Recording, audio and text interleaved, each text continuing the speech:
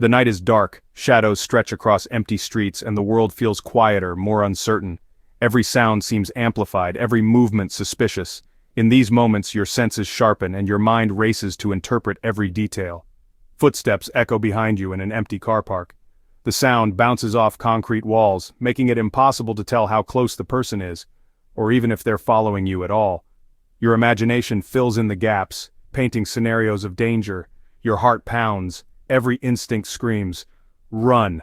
Adrenaline surges through your veins, urging you to move, to escape, to put as much distance as possible between you and the unknown threat. It's a primal reaction, hardwired for survival. But what if that instinct is wrong? What if running blindly only puts you in more danger? Sometimes the urge to flee can cloud your judgment, leading you straight into a trap or a dead end. In a crowded hall, panic can trigger a deadly stampede. When everyone reacts without thinking, chaos takes over. People get hurt, exits become blocked, and the situation spirals out of control. Running blindly can lead you into dead ends or greater danger.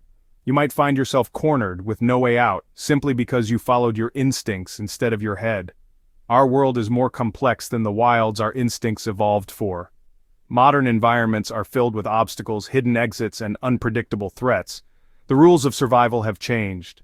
Survival isn't just about speed, it's about thinking clearly, even when panic hits. Taking a moment to breathe, to assess your surroundings, can make all the difference between safety and disaster. This video is about that crucial moment. When to run, when to hide, and when to find another way out. We'll break down real-life scenarios and help you recognize the signs that tell you which action is safest. We'll explore the real dangers of escaping emergencies and how to prepare yourself and your loved ones. Preparation isn't just about having a plan, it's about practicing it so you can act without hesitation when it matters most. It's not about being the fastest, it's about being the most prepared. The right mindset, the right knowledge, and the right tools can turn fear into action and confusion into confidence. Knowledge is your greatest weapon against the unexpected. The more you know, the better you can adapt, improvise, and overcome whatever challenges you face. By understanding the pitfalls of simply running, you can build a stronger survival mindset. You'll learn to pause, to think, and to choose the path that leads to safety, not just the one your instincts push you toward. Remember, fortune favors the prepared mind. In the face of danger, it's not just about reacting, but about responding with purpose. Stay alert, stay informed, and you'll be ready for whatever comes your way. Your first instinct to run can lead you into greater danger. In a high-rise fire, sprinting for the stairs might mean running into toxic smoke. In a public attack, running blindly could put you in the path of the threat. Panic is contagious. One person's fear can trigger a deadly stampede. Physical obstacles, poor footwear, and darkness can turn a quick escape into disaster. Sometimes calmly walking to safety or seeking cover is smarter than running. Understanding these risks makes you more deliberate and more likely to survive. Emergencies can strike at any time, and they generally fall into three main categories: personal threats, environmental dangers, and mass emergencies. Understanding these types is the first step to responding effectively and keeping yourself safe. Personal threats include situations like mugging, carjacking, or being followed. In these moments, your primary goal is to create distance between yourself and the threat, attract attention from others nearby, or de-escalate the situation if possible. Sometimes quick thinking and assertive action can make all the difference. Environmental dangers are emergencies where the environment itself becomes hazardous. Think of fires, gas leaks, or earthquakes. In these cases, the threat isn't a person, but the surroundings. Sometimes sheltering in place is safer than trying to escape.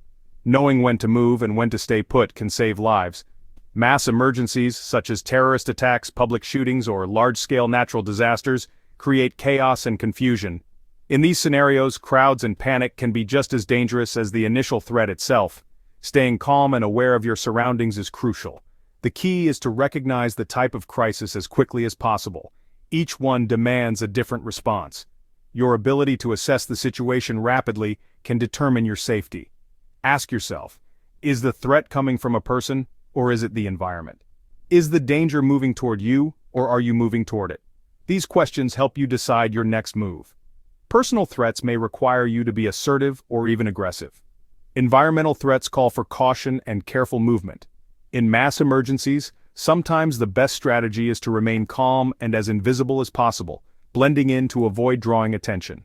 Your survival often depends on how quickly you can adapt your response to the situation at hand. Flexibility and quick thinking are your best tools. Don't just follow the crowd blindly, take a moment to think for yourself. Sometimes, the safest path is the one less traveled.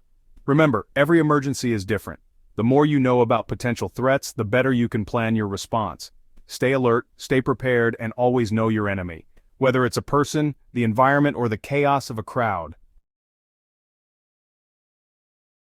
Hope isn't a strategy, planning is. When it comes to emergencies, wishful thinking won't get you to safety. You need a clear, actionable plan that everyone in your household understands. Start by taking a proactive approach. Don't wait for disaster to strike before you think about what to do. Walk through your home and identify 2 escape routes from every room. This means looking for windows, doors, and even alternative paths you might not have considered before. Practice these routes regularly with your family so that in a real emergency, everyone knows exactly where to go and how to get there quickly and safely. At work, make it a point to know all exits and designated assembly points. Don't just rely on your memory, take a moment to physically locate these spots. Participate in drills and ask questions if you're unsure. Your preparedness could help others as well. Don't rely on reading instructions during a crisis. In a real emergency, panic and confusion can make it hard to process written information. Instead, commit the steps to memory and practice them until they become second nature. On your commute, take a moment to locate emergency exits on trains and buses. Notice where the nearest exits are as soon as you board, and think about how you'd reach them if you needed to evacuate quickly. In public spaces, always do a quick survival scan for exits. Don't just rely on the main entrance you came in through. Look for side doors, emergency exits, and alternative ways out. This simple habit can make all the difference if you need to leave in a hurry. In a crisis, bottlenecks form at main exits. A side door could save your life. People tend to head for the familiar, but thinking ahead and choosing a less crowded exit can help you avoid dangerous stampedes and get to safety faster. Set rally points for your family, one nearby like a neighbor's house or a lamppost, and one further away in case your immediate area isn't safe. Make sure everyone knows these locations and how to get there, even if you're separated. Practice your plan together so everyone knows what to do. Rehearse different scenarios like fires, earthquakes, or power outages, so your family is ready for anything. The more you practice, the more confident and calm you'll be if the real thing happens. Preparation turns chaos into a script you can follow. When everyone knows their role and the steps to take, you can act quickly and decisively, even under stress. A good plan, practiced and shared, is your blueprint for survival. It's not just about having a plan on paper, it's about making sure everyone understands it, feels confident using it, and knows that their safety is a shared responsibility. Your escape plan must work for everyone: kids, elderly, people with disabilities, and pets. For elderly or mobility-challenged family, plan ground floor rooms or accessible exits. Practice drills with children so they know not to hide and understand what to do. Assign someone to help young kids or those needing assistance. For wheelchairs or walkers, identify accessible routes and clear hallways. Use technology, visual alarms for the deaf, clear paths for the visually impaired. Pets will hide and panic, keep carriers and supplies ready. Make sure everyone knows their role and the plan is simple enough to remember under stress. Practice regularly so it becomes second nature. A robust plan leaves no one behind. Survival is a team effort. Your body is your most important survival tool. Keep it ready. Basic fitness matters. Can you climb stairs or walk a distance quickly? Wear practical shoes or keep a pair handy. Heels and flip-flops are liabilities. Control your breathing to manage panic. Try box breathing to stay calm. Fitness, smart footwear, and a calm mind work together. Neglect one and your chances drop. You don't need to be an athlete, just make small, consistent choices. Prepare your body and mind before disaster strikes. Resilience is built daily. Situational awareness means paying attention to your surroundings. Know what's normal so you can spot what's not. Survivors scan for exits, people, and mood without paranoia, just presence. Establish a baseline. What's usual here? Anything out of place is a warning. Phones are tools, but also distractions. Put them away in vulnerable spaces. Use your senses. Eyes and ears are your best early warning system. Practice awareness. Count exits. Note people. Spot cover. This isn't about fear, it's about building a mental muscle. The more you practice, the more automatic it becomes. Awareness lets you react faster and smarter when things go wrong. Crowds can protect or endanger you. In panic, crowds become dangerous. Avoid the dense center. Move diagonally with the flow to reach the edge, like escaping a rip current. Keep your arms up to protect your chest and stay upright at all costs. Look for alternative exits, over counters, under barriers, through service doors. Plan with your group, set a rally point, hold hands, don't go back for someone in the crush. Communication is nearly impossible in a panicked crowd. Stay calm, think strategically, and avoid bottlenecks. Navigate crowds with your head, not just your feet. In major emergencies, communication often fails. Networks jam, power goes out. Set physical rally points for your group. Choose an out-of-state contact everyone can call to check in.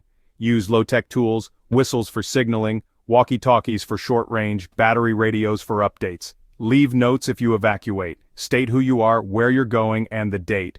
Don't rely solely on technology. Simple, robust communication plans save lives. In silence, these methods are your lifeline.